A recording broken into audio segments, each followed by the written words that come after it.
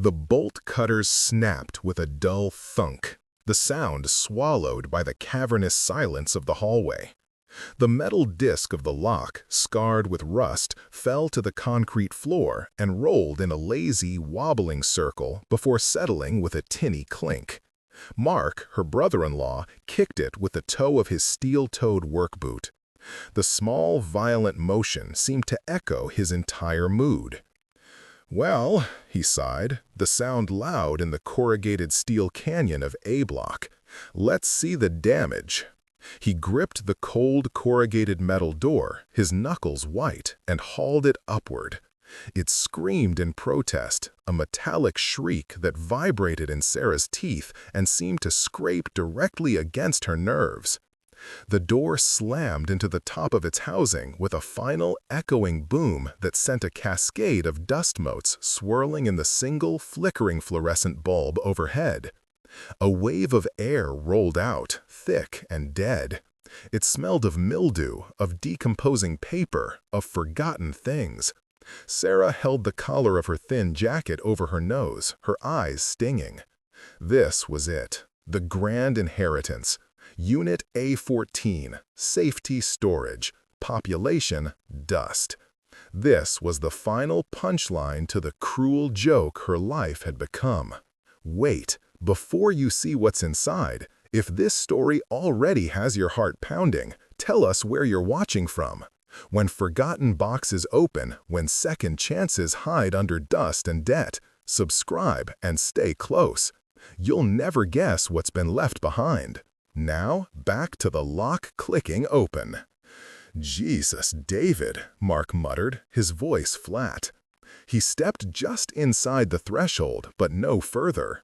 He just stood there, a big, solid man silhouetted against the bright, indifferent blue of the Saturday morning sky behind them. What a complete mess! Sarah's stomach, already a tight knot of anxiety and the bitter, cheap coffee she'd nursed for an hour, clenched so hard it hurt. He was right. It was a mess. It was a monument to chaos. From the doorway, all she could see was a teetering wall of sagging cardboard boxes labeled in her late husband's frantic, looping scrawl, Xmas 99, old tax, basement stuff. Behind them, looming in the oppressive gloom, were the shapes of things draped in yellowing, brittle plastic tarps. A lumpy couch, its springs visibly bursting through the fabric. A stack of bald tires, the skeletal frame of a bicycle he'd sworn he would restore. It was a 10 by 20 graveyard of failed projects and forgotten intentions. This was what David had left her. This and $42,000 in medical debt he'd never bothered to explain. "I don't know what you expected, Sarah," Mark said. His voice wasn't intentionally cruel, but it was heavy with the exasperated pity she'd come to dread more than outright anger. He was, after all, a victim here too. He was the one who had co-signed the business loan for David's last big idea, a revolutionary app that never launched, a loan that was now her sole responsibility. He was the one who had quietly paid her overdue electric bill last month, slipping the receipt into her mailbox without a word. He had earned the right to be weary of David's ghosts.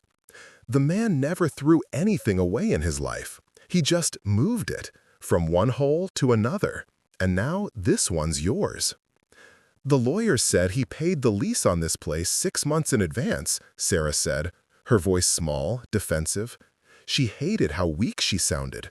"Right before the accident. He must have put something important in here. Why else pay for it?" Mark ran a thick-fingered hand over his tired face, the gesture of a man worn down to the bone. "Yeah, Sal, or he was just hiding more debt, hiding from us, hiding from you. Come on." He jerked his head toward the exit. "Let's just find the important stuff. See if we can get $50 for the lot and get Leo from your mom's. I've got a 2 o'clock shift, and this ain't paying the bills." Sarah flinched. $50. The mockery, however unintentional, stung like a slap. She'd been enduring it for 2 weeks, ever since the estate lawyer, A title far too grand for the strip mall office he inhabited had informed her of this unit's existence. It had been a wave of fresh humiliation. Her sister's texts, "A storage unit? Seriously? David's gift that keeps on giving. What's in it? His priceless Beanie Baby collection?" Mark's heavy, judgment-filled sighs. The quiet, pitying judgment from the PTA moms when she'd shown up looking frantic and pale, having forgotten it was bake sale day. Again. She was the cautionary tale, the poor, widowed single mom, the one whose charismatic, irresponsible husband had left her with nothing but a mountain of debt and now a literal room full of junk to prove it. She stepped past Mark into the cold shadow of the unit. The air was so thick it felt like she was breathing through a wet cloth. "I have to look," she whispered, more to herself than to him. "I have to." "Fine, 10 minutes," Mark said, crossing his arms and leaning against the metal door jamb, a sentinel guarding the border between the real world and this one. She tugged at the first box. Basement stuff. He'd always been a terrible speller. The cardboard, damp and soft at the bottom, ripped in her hand. A cascade of moldy paperbacks spilled onto the concrete. Sci-fi novels from his college days, their covers warped into strange, curling shapes. She pushed deeper, climbing over a stack of newspapers, the yellowed headlines screaming about a Y2K crisis she couldn't even remember. The smell of decay and rodent droppings was overwhelming. This was hopeless. Mark was right. It was all junk. Every box she opened was a fresh wave of grief and a sharp, bitter anger. Here were the components for a computer he was building, still in their static wrap, obsolete for at least a decade.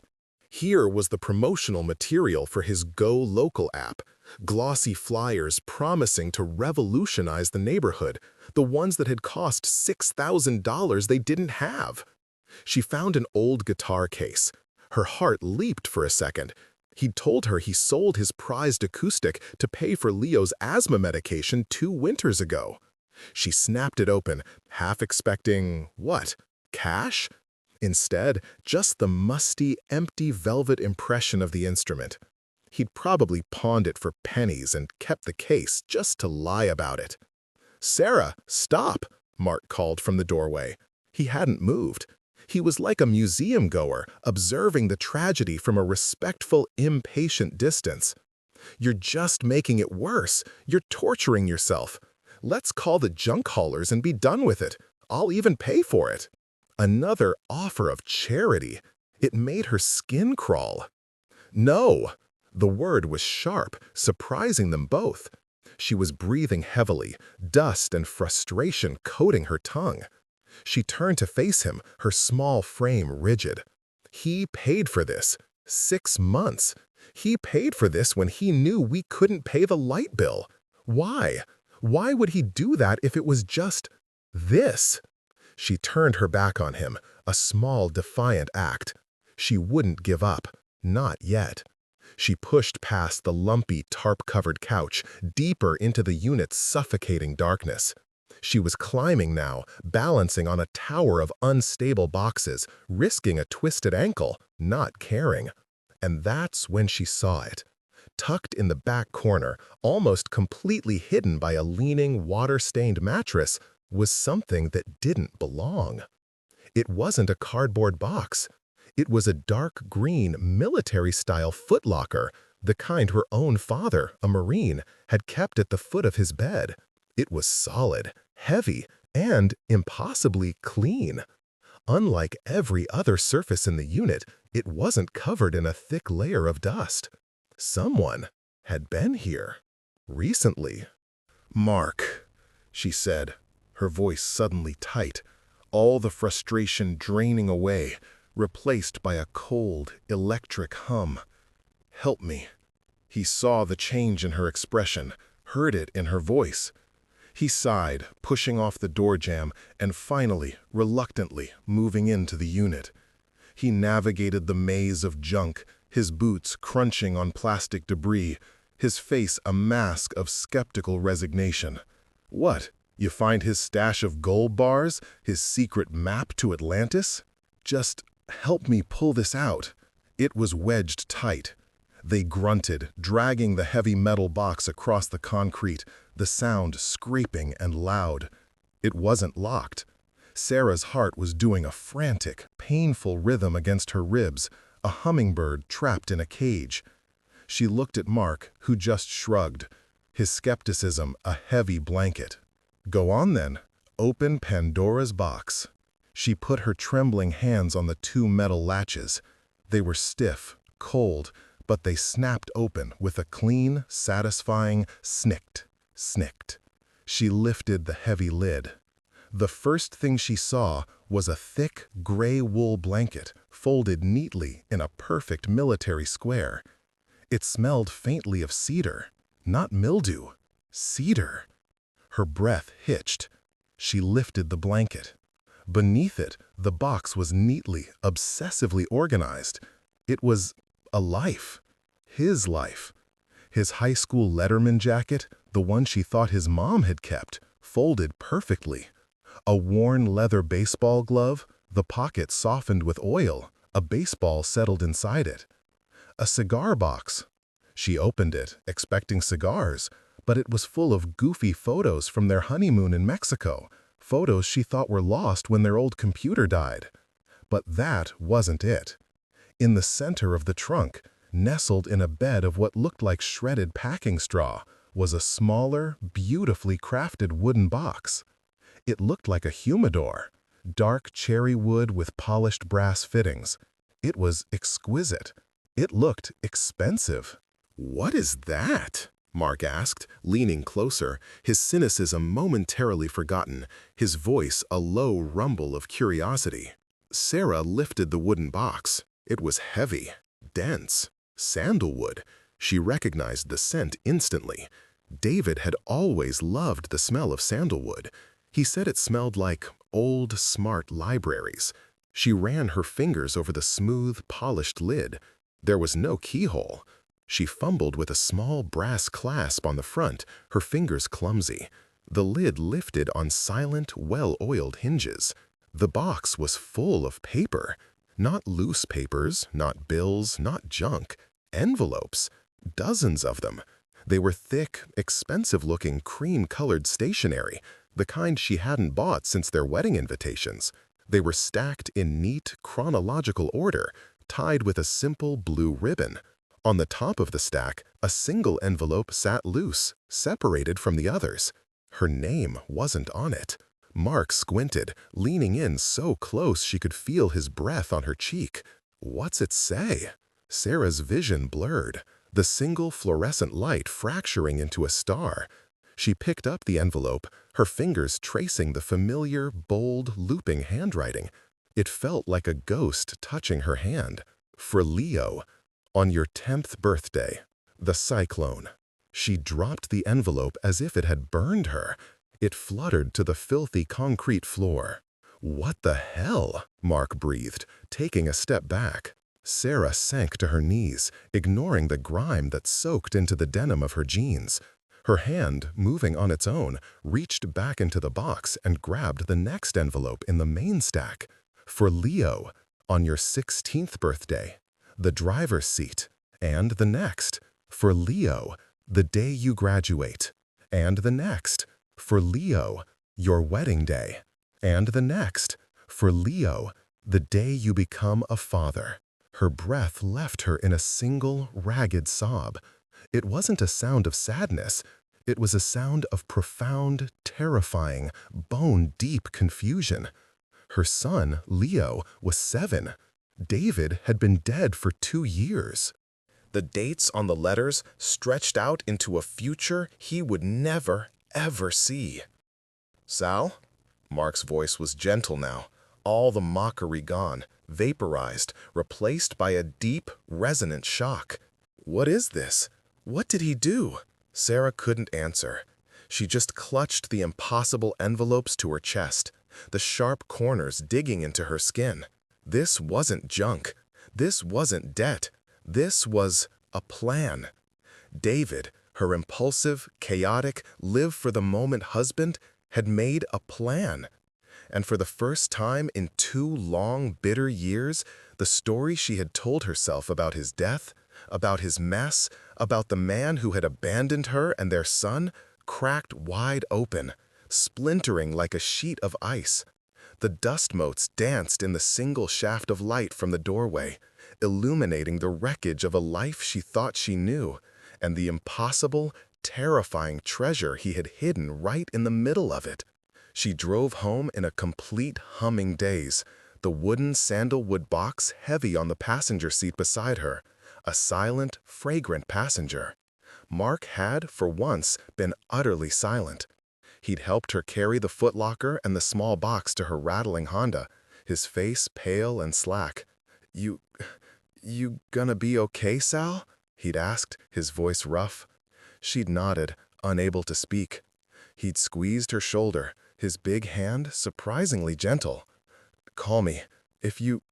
Just call me. I'll handle closing this place up for today." The apartment was quiet. Her mom had taken Leo for the whole day, a small mercy. Sarah's apartment was on the 3rd floor of a crumbling complex that smelled of stale curry, damp carpets, and desperation. It was a transitional home, the leasing agent had called it with a bright, false smile. She'd been transitioning for 2 years, and it felt like she was transitioning straight into a black hole. The living room was cluttered with Leo's asthma nebulizer, a stack of red past-due envelopes on the kitchen counter, and the thrift store furniture that always seemed to smell faintly of someone else's life, someone else's cigarettes. She placed the sandalwood box on the scarred laminate of her kitchen table. It looked alien in the cramped, failing room, like a relic from a different, richer, cleaner world.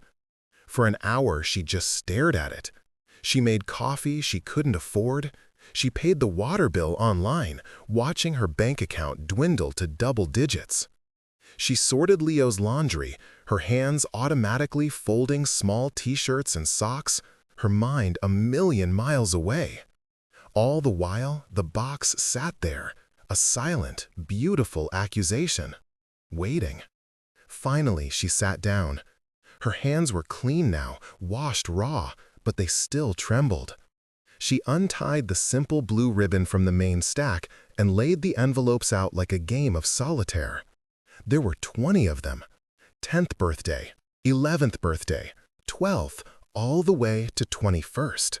Then the bigger milestones, graduation, wedding, the day you become a father. Her anger, which had been momentarily stunned, was returning. It was a cold, familiar ache, the only thing that had kept her warm for 2 years. "How?" she whispered to the empty, quiet room. "How could you do this, David? You had time to sit and write these on expensive paper with your good pen, but you couldn't find the time to talk to me? You couldn't find the time to get a life insurance policy? You plan this and leave us in this disaster?" She felt the mockery again, but this time it was from him.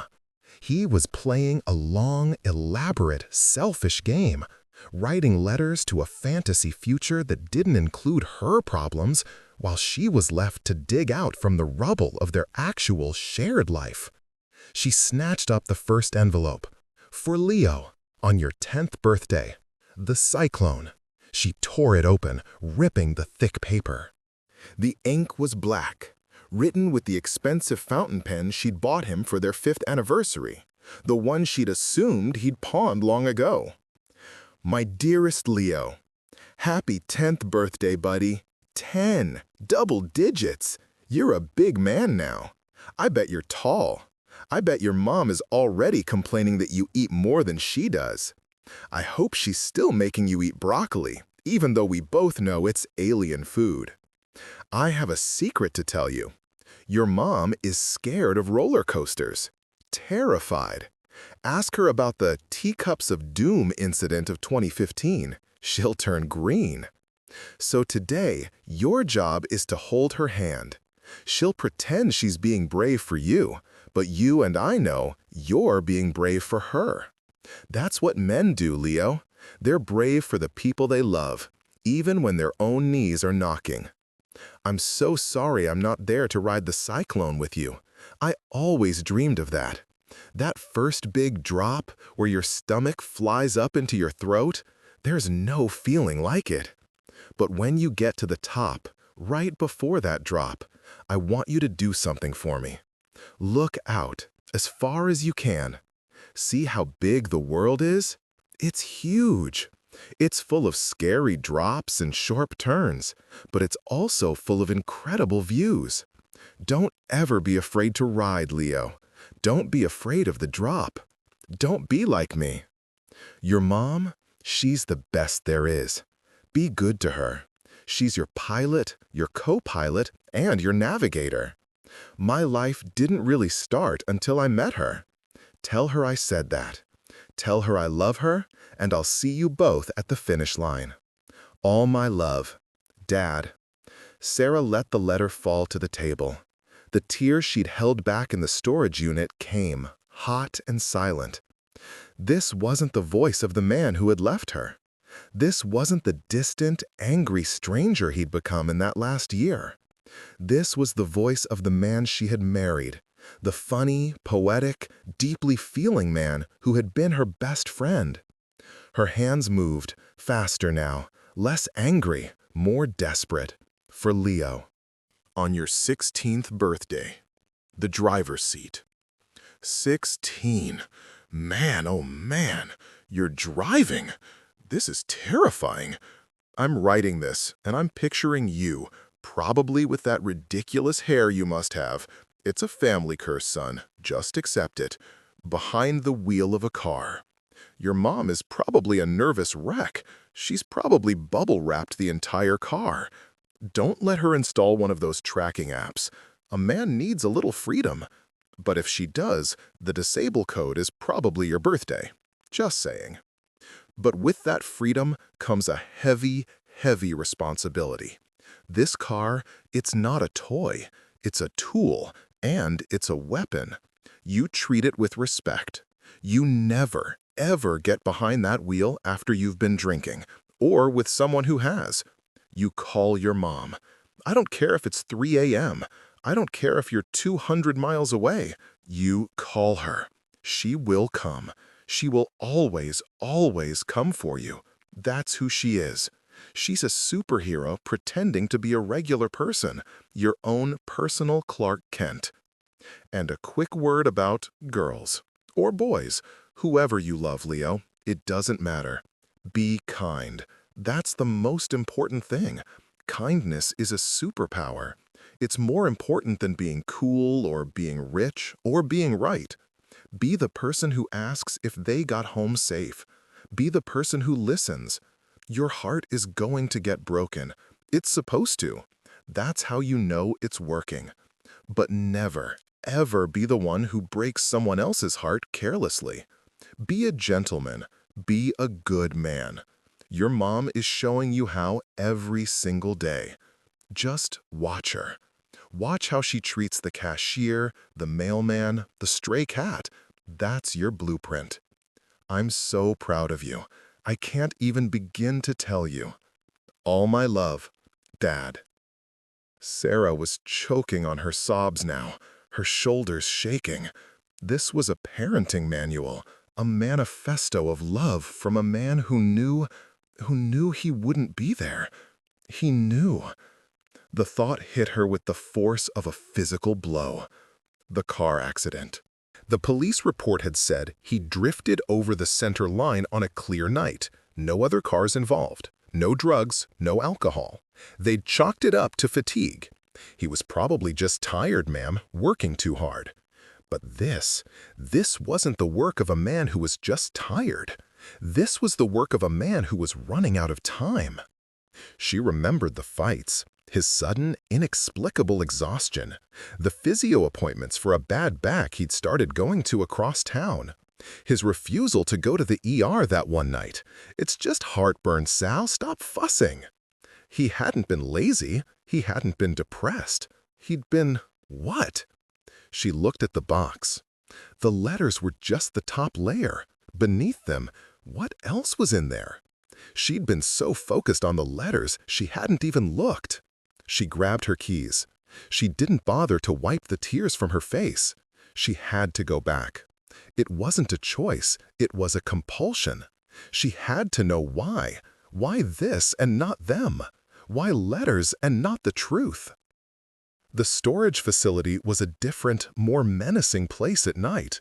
The big overhead lights in the hallway were off, leaving only the dim yellow safety lights at either end, casting long, warped shadows. The steel canyons were deep in shadow, and every small sound, a drip of water, the hum of the ballast in the light, seemed magnified. Sarah's footsteps echoed, too loud. She used her phone's flashlight to find Unit A14, the beam a nervous, bouncing circle. Mark had left the broken lock on the ground, but had helped her slide a new, cheap padlock through the latch, a temporary, flimsy measure. She fumbled with the key, her hands shaking so badly in the cold and a new, creeping fear that it took 3 tries to get it open. She rolled the door up. The screech sounded 10 times louder in the dark, a violation of the heavy silence. She stepped inside, the beam of her phone cutting a nervous path through the gloom. The unit smelled different now, not just of decay. It smelled of secrets. She'd come back for the footlocker to see what was under the letters, but her light glanced off something else. The lumpy couch, the yellowed tarp. It was still just junk. But why this unit?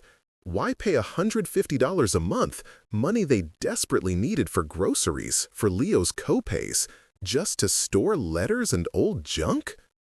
She pushed past the couch again, deeper into the unit. This time, she wasn't just looking, she was searching. She pulled the tarp off the lumpy shape, the plastic crackling and tearing in her hands.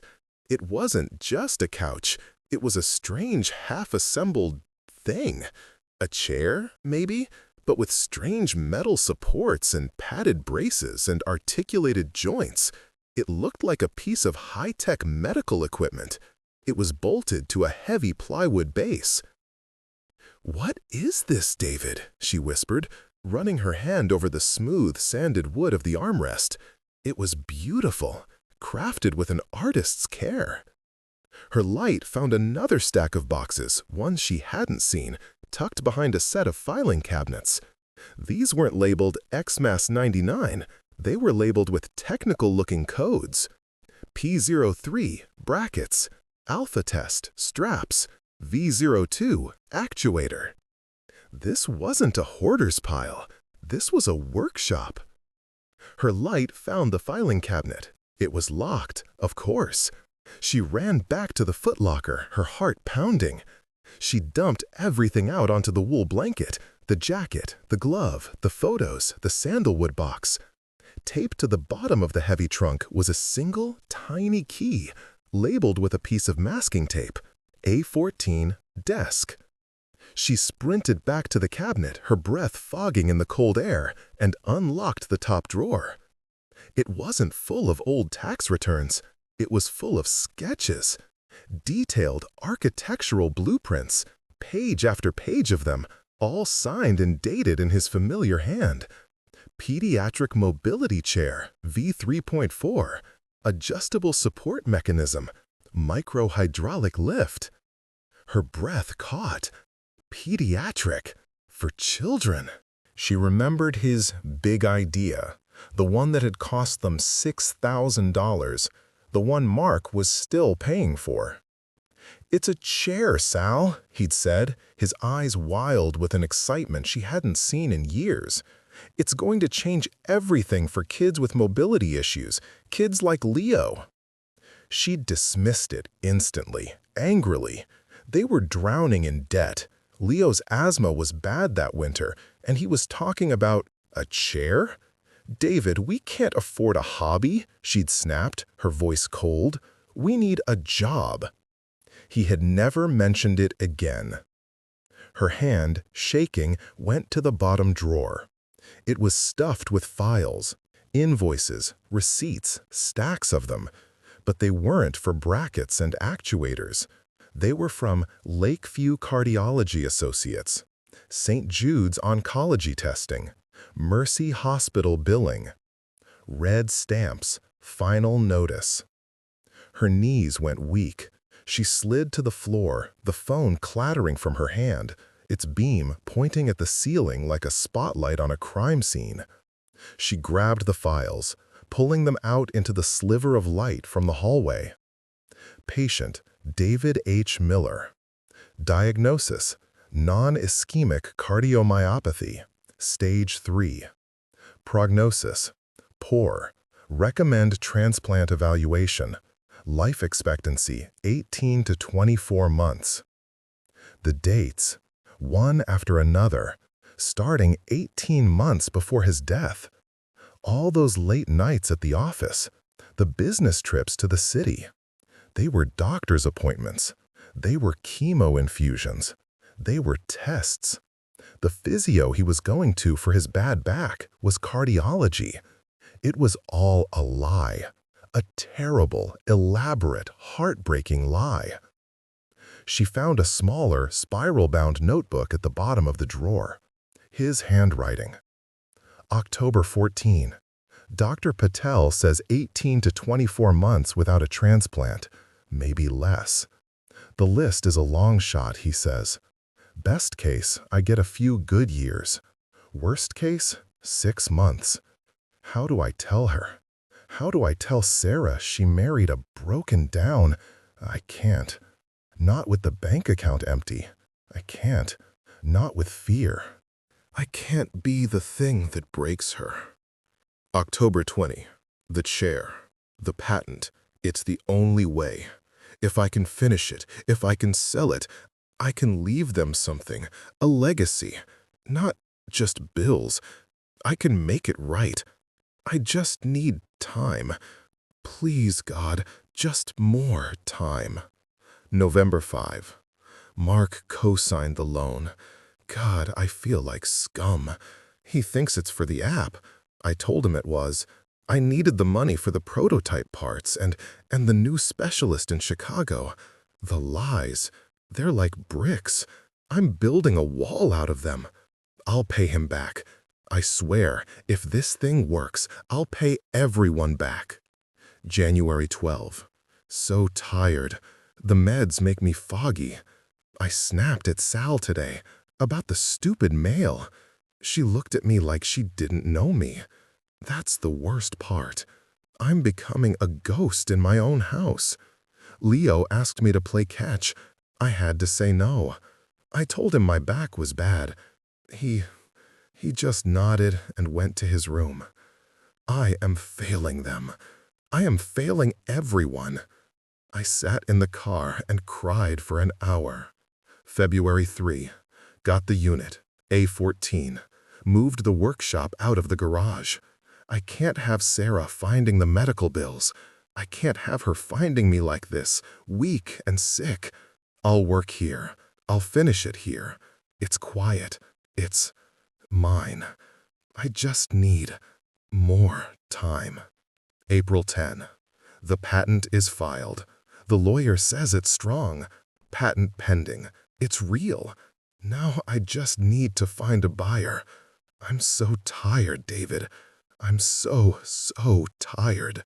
My hands are shaking. I just want to go home. I just want to sleep. April 21. Final payment on the storage unit. 6 months. That should be enough. Enough for Sarah to find it. After. I'll put the letters here. I'll put everything here. It's the only clean place I have left. My last will and testament. God, forgive me for the lies. Forgive me. Sarah was no longer crying. She was rocking back and forth on the cold concrete, a low animal sound of pain trapped in her throat. The car crash. He hadn't just drifted. He'd been sick. He'd been dying. He'd probably had a heart attack behind the wheel. He had been carrying this planet of a secret all alone, while she had hated him for his silence, while Mark had mocked him for his laziness. He hadn't abandoned them. He had been trying, in his own frantic, broken, desperate way, to save them. The sound of a car engine in the lot outside, tires spitting gravel, made her jump. Headlights swept across the open door, blinding her. A car door slammed with a sound like a gunshot. "Sarah!" It was Mark. His voice was sharp, not with pity, but with raw panic. "Sarah, are you in there? Your mom called me, said you ran out, left your phone. What the hell are you doing here? It's almost midnight." He appeared in the doorway, his large frame blocking the light. His face was a mask of anger and fear. "What is going on? I drove by your apartment, the lights were off. I thought you did something stupid. Damn it, Sarah, you scared me to death." She just looked up at him from the floor, her face pale and tear-streaked, illuminated by the beam of her fallen phone. She was surrounded by a snowdrift of white and red medical bills. "Sal?" His anger evaporated instantly, replaced by the same profound shock he'd felt that morning. What is all that?" She didn't speak. She just held up the spiral-bound notebook. Oct 14. Dr. Patel says 18 to 24 months. Mark walked slowly into the unit, his boots crunching on the papers. He took the notebook from her. He read the first entry, then the second. His eyes scanned the page, then the next. He read the entry about the co-signed loan. Sarah watched his face crumple. The big, strong man who had held her up at the funeral, the man who had been her rock, her financial advisor, and her husband's harshest critic, began to shake. He sank down onto the edge of the lumpy mattress, his head in his hands. A sound came from him, a choked, broken sound. He told me it was for the app," he whispered, his voice thick and unrecognizable. The bastard, the goddamn, he told me it was for the app. I yelled at him. The week before the crash, I saw him at the gas station. I told him he was a child. I told him he was a coward. I told him he was ruining you." "He was sick, Mark," Sarah whispered, the words tasting like ash. "He was dying, and we were mocking him." Mark let out a strangled sob. "The loan, the bank. Sarah, the bank called today. That final payment, the one for the prototype, it defaulted. The big one, the one I co-signed. They're calling the note. The apartment, they're putting a lien on it. Your mom's place, too. She co-signed your lease, Sal. It's all tied together. We have 30 days. 30 days, or we lose everything." Sarah stared at him, the new, fragile, devastating truth shattering. Of course, the final, cruel joke. David's time had run out before his plan could work. He had left them his truth, but he had also left them, finally and completely, ruined. They said we owe $12,000, Sarah, by the end of the month." Mark's voice was hollow. All this, for a chair." Sarah looked past him, at the half-finished prototype in the corner, a skeleton of wood and metal. The chair, the big idea, the impossible, terrible burden. She stood up on shaky legs and walked toward it, her phone's light dancing over the sanded wood and cold metal. She saw it now. The specialized padded supports, the articulated joints, the labels. It was beautiful. "Mark," she said, her voice quiet. She ran her fingers over the plywood base, and her hand brushed against something taped underneath. A small metal plate, hidden from view.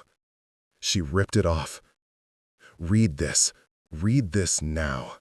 He trudged over, wiping his nose on his sleeve. He aimed his own phone's light at the plate in her hand. He read the words aloud, his voice halting. "Miller Pediatric Mobility. Patent number US 9486387B2. Filed March 20, 2018. Granted April 18, 2018. Mark blinked, his fogged brain working. Granted? What does... It's not patent pending, Mark, Sarah said, the first spark of something other than grief or terror lighting in her chest. She pointed to the filing cabinet. The notebook was from before. He finished it. The patent was granted, 3 days before he died. They stared at each other in the dusty, shadow-filled tomb. The air crackled with the impossible, terrifying weight of it. It wasn't just a prototype. It was a finished, patented medical invention. Mark, the pragmatist, the logistics man, was the first to speak. His hands, which had been hanging limp, clenched into fists. A granted patent? A medical patent? Sarah, he said, pulling out his phone, his thumbs already moving frantically. Do you have any idea what this could be worth? Sarah looked at the chair, the physical manifestation of her husband's secret, desperate, all-consuming love. She thought of the letters. She thought of Leo. I don't care what it's worth, she said, her voice shaking but clear. It's enough. He left us enough. The next 30 days were not a blur. They were a minute-by-minute agonizing crawl. The mockery was gone, replaced by a frantic, shared purpose that felt like breathing pure oxygen. Mark, galvanized by a potent, explosive cocktail of guilt and hope, became a man possessed. He wasn't a grief-stricken brother-in-law anymore. He was a general. He took a leave of absence from his job, cashing in his vacation and sick days. He lived on black coffee and nicotine gum, his phone permanently attached to his ear. Their first stop, the strip mall lawyer, was a dead end. Patent law? Ma'am, I do DUI and divorce, he'd said, looking at them over his glasses. You need a specialty firm, a very expensive one. They were alone. Mark didn't flinch. Fine, he'd growled, back in the truck. We'll be the firm. He became a CEO, a logistics manager, and a pit bull. He spent days in the local library learning the basics of patent licensing. He was on the phone, calling in favors, getting mocked himself. Your deadbeat brother-in-law, the app guy? You're kidding me, Mark. But Mark's new fire, fueled by his own shame, was unquenchable. He was fighting for David's honor now, not just the money. Sarah's role was different. She was the archivist. She was the soul.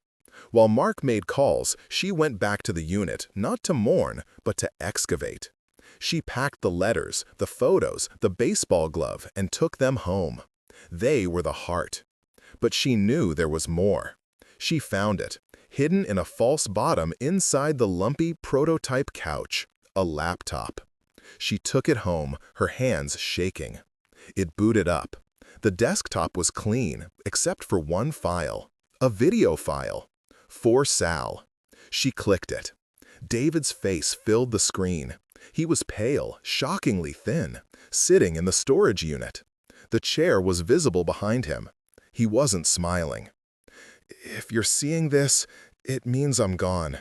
And it means I'm sorry. Sarah, I'm so sorry. His voice was a hoarse whisper. I couldn't be the man who was sick. I couldn't be the burden.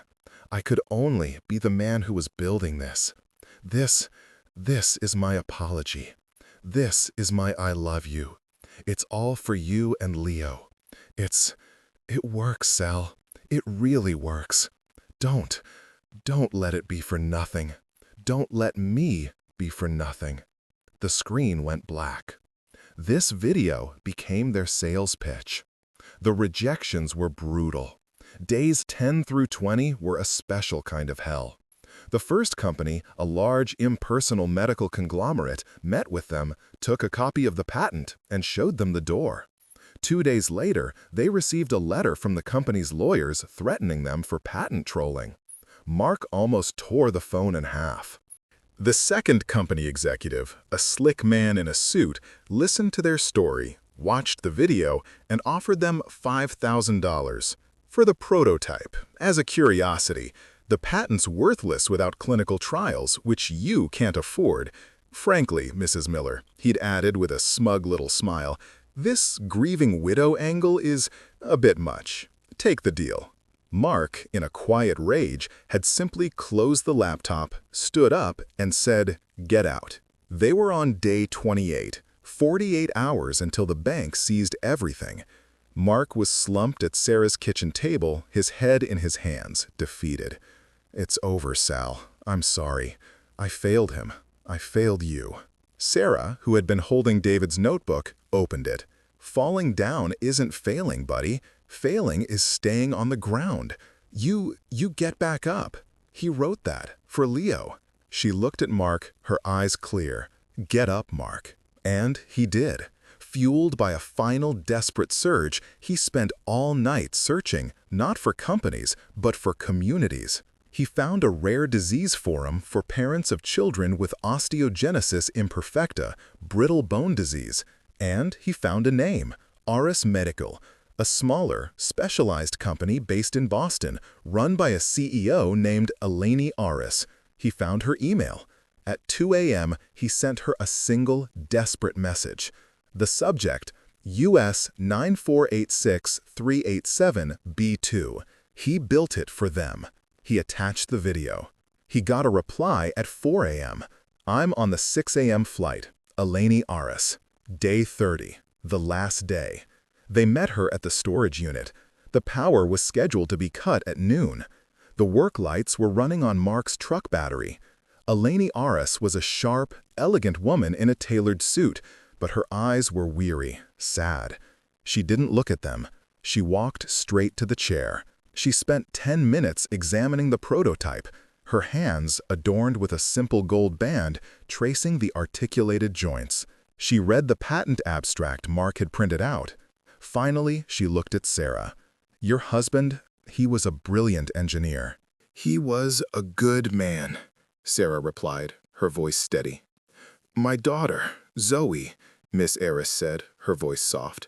"She had OI. She passed away 3 years ago. Transport it was a nightmare. We broke her ribs, twice, just trying to get her to the car." She touched the padded support. He knew where it hurt. He built a cradle."